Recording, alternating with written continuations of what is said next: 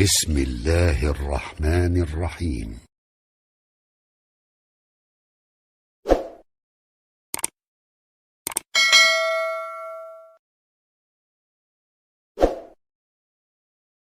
اخروف مبارکه سوره چې د قران عظیم الشان درې څلوېښتمه سوره ده په مکه معظمه کې را نازله شوې ده.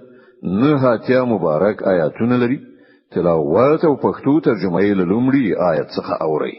بسم الله الرحمن الرحیم. د الله په نوم چې ډیر زیات مهربان پورا رحم لرونکی دی.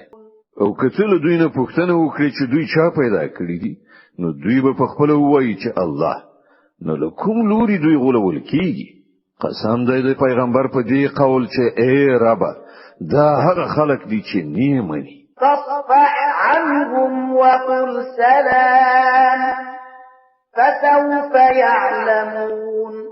خنو اے پیغمبر دوی ته عفو وکړه او وایي چې سلام دی تاسو ته. ډیر ژر به دوی ته معلوم شي.